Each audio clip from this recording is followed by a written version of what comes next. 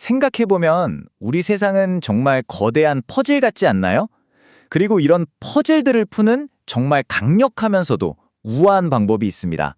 자, 오늘은 바로 그 세상을 움직이는 보이지 않는 논리에 대해서 한번 제대로 파헤쳐 보겠습니다. 자, 이거 한번 생각해 보세요. 수도쿠 풀기, 수많은 비행기들의 운항 스케줄 짜기, 결혼식 좌석 배치하는 것까지 전혀 상관없어 보이는 이 일들에 과연 어떤 공통점이 있을까요? 바로 이 질문에서부터 오늘 우리의 이야기가 시작됩니다. 정답은 바로 제약이라는 거예요. 그러니까 정해진 규칙, 이 제약을 어기지 않으면서 모든 조각을 제자리에 딱딱 맞춰 넣어야 한다는 거죠. 이거 들어보면 되게 간단한데 사실은 엄청나게 강력한 개념입니다. 이렇게 정해진 규칙 안에서 답을 찾아내는 문제들을 부르는 공식적인 이름이 있거든요. 지금부터 그게 대체 뭔지 그 구조를 하나하나 뜯어보겠습니다. 그게 바로 제약 충족 문제, 영어로는 Constraint Satisfaction Problem, 줄여서 CSP라고 부르는 겁니다. 이건 뭐랄까, 아무리 복잡한 퍼즐이라도 컴퓨터가 아주 체계적으로 생각하고 풀 수 있도록 만들어주는 일종의 설계도 같은 거라고 보시면 돼요. 자, 이 개념을 확실하게 이해하려면 아주 고전적이면서도 유명한 예시를 하나 보는 게 제일 좋아요. 바로 지도색 칠하기 문제인데요. 이 예시 하나면 CSP를 이루는 세 가지 핵심 요소가 그냥 한눈에 딱 들어올 겁니다. 여기서 진짜 재미있는 게 뭐냐면요. 아무리 복잡해 보이는 문제라도 결국 이 세 가지로 딱 나눌 수 있다는 겁니다. 첫째는 변수예요. 우리가 뭘 결정해야 하는지 그 대상들을 말하는 거죠. 이 지도 문제에서는 바로 각 주들이 변수가 되는 거고요. 둘째는 도메인입니다. 이건 각 변수가 가질 수 있는 선택지의 집합이에요. 그러니까 여기서는 우리가 칠할 수 있는 색깔들, 예를 들어 빨강, 초록, 파랑 이런 게 도메인이 되겠죠. 그리고 마지막으로 이게 핵심인데 바로 제약 조건입니다. 절대로 어기면 안 되는 규칙이죠. 이 문제에서는 바로 서로 붙어있는 줄은 같은 색으로 칠하면 안 된다는 겁니다. 신기하게도 이 변수, 도메인, 제약 조건 이 세 가지만 딱 정의하면 아무리 복잡한 문제라도 명확하게 표현할 수 있게 돼요. 정말 깔끔하지 않나요? 자, 좋아요. 이제 문제가 뭔지는 알았어요. 그럼 이제 진짜 중요한 질문이 남았죠. 그래서 이걸 어떻게 풀냐고요? 바로 그 해법을 다음 섹션에서 알아보겠습니다. 생각해보면 경우의 수가 진짜 어마어마할 텐데 컴퓨터는 이 모든 가능성의 바닷속에서 길을 잃지 않고 어떻게 체계적으로 정답을 찾아내는 걸까요? 여기에 아주 근본적인 해결 알고리즘이 하나 등장합니다.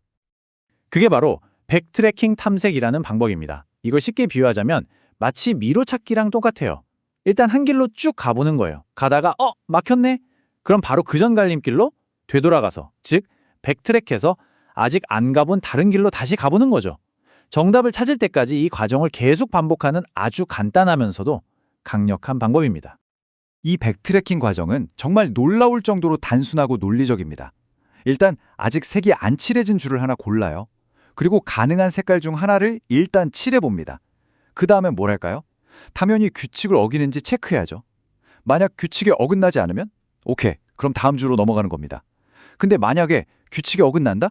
그럼 바로 그 선택을 취소하고, 즉 백트래킹해서 다른 색깔을 시도하는 거죠. 이렇게 일단 해보고 확인하고 아니면 말고 식의 단순한 반복이 결국에는 그 복잡한 문제의 정답을 찾아내는 겁니다. 자, 그럼 이게 실제로 어떻게 돌아가는지 한번 보죠. 우리 지도 색칠하기 문제에 바로 적용해 볼게요. 알고리즘이 먼저 서우주 WA에 빨간색을 할당합니다. 일단 첫 단계는 순조롭네요. 다음은 그 옆에 있는 노던 준주 NT 차례입니다. WA가 빨간색이니까 규칙을 지키려면 다른 색을 칠해야겠죠? 그래서 초록색을 할당합니다. 아직까지는 아무 문제 없어요. 좋습니다. 자, 그 다음은 퀸즐랜드네요. 근데 퀸즐랜드는 WA랑은 안 붙어 있네요. 그럼 다시 빨간색을 써도 규칙 위반이 아니죠? 괜찮습니다. 보시는 것처럼 알고리즘은 이렇게 한 단계 한 단계 나아갈 때마다 제약 조건을 아주 꼼꼼하게 확인합니다. 그런데 사우스 오스트레일리아에서 드디어 문제가 터집니다. 여기는 이미 색이 칠해진 WA, 빨강랑 NT, 초록 둘 다랑 붙어 있거든요. 그래서 빨간색을 칠하려고 했더니 WA랑 겹치네? 충돌이죠. 바로 이 순간 백트래킹이 발동하는 겁니다.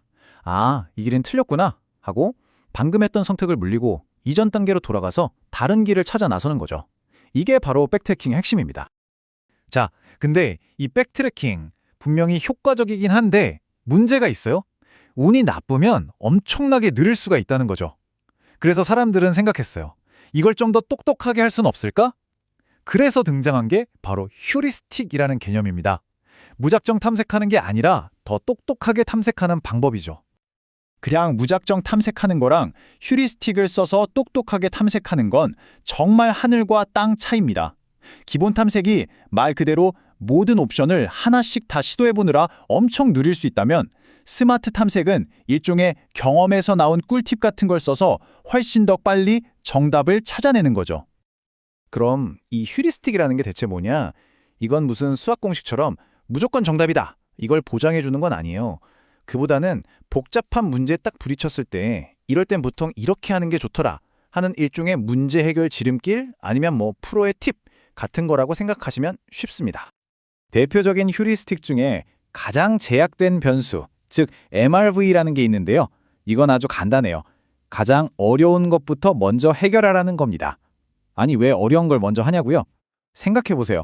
선택할 수 있는 옵션이 거의 안 남은 제일 까다로운 녀석을 먼저 딱 해결해버리면 나중에 가서 아 이것 때문에 다 틀렸네 하고 되돌아올 확률을 확 줄일 수 있잖아요. 우리 수도쿠 풀 때도 딱 한 숫자밖에 못 들어가는 칸부터 먼저 채우잖아요. 바로 그 지혜랑 똑같은 겁니다. 또 다른 똑똑한 전략으로 전방 탐색이라는 게 있어요. 이건 뭐냐면 말 그대로 앞을 내다보는 전략입니다. 그러니까 내가 어떤 변수의 값을 딱 할당하는 순간 그 결정 때문에 이웃한 다른 변수들이 선택할 수 없게 된 값들을 아예 처음부터 싹 지워버리는 거예요. 미래에 잘못된 선택을 할 가능성 자체를 미리 차단해버리는 거죠. 정말 영리하지 않나요? 이게 얼마나 강력한지 유명한 사바시 퀸 문제로 한번 볼게요. 4x4 체스판에 퀸 4개를 서로 공격 못하게 놓는 퍼즐이죠. 자, 우리가 첫 번째 퀸을 저기 왼쪽 위 구석에 딱 놓았다고 칩시다. 바로 그 순간 전방 탐색이 바로 일을 시작합니다. 보세요. 이게 바로 그 결과입니다. 우리가 퀸을 딱 하나 놓았을 뿐인데 전방 탐색이 앞으로 다른 퀸들이 절대 놓을 수 없는 모든 자리들을 순식간에 다 지워버렸어요. 이러면 우리가 앞으로 탐색해야 할 경우의 수가 어마어마하게 줄어들겠죠? 이게 바로 똑똑한 탐색, 휴리스틱의 힘입니다. 자, 지금까지는 약간 이론적인 이야기였죠? 그럼 이제부터는 이 똑똑한 문제 해결법, CSP가 실제 우리 세상에서 얼마나 중요하게 쓰이고 있는지 그 현실 세계의 예시들을 한번 살펴보겠습니다. 항공사들이 수많은 비행기들의 시간표를 짜는 것부터 시작해서 공장의 복잡한 생산 스케줄링, 물류 시스템, 심지어는 대학교 수강 신청 시간표 짜는 것까지 이 어마어마하게 복잡한 시스템들이 돌아갈 수 있는 이유, 그 배후에 바로 이 제약 충족 문제가 있습니다. 수백만, 수천만 개의 제약 조건 속에서 최적의 해답을 찾아내면서 정말 보이지 않는 곳에서 우리 세상이 잘 굴러가도록 질서를 만들어주고 있는 셈이죠. 자, 오늘 우리는 복잡한 문제를 명확하게 정의하고 체계적으로 답을 찾아내고 심지어 더 똑똑하게 찾아내는 아주 강력한 프레임워크에 대해 알아봤습니다.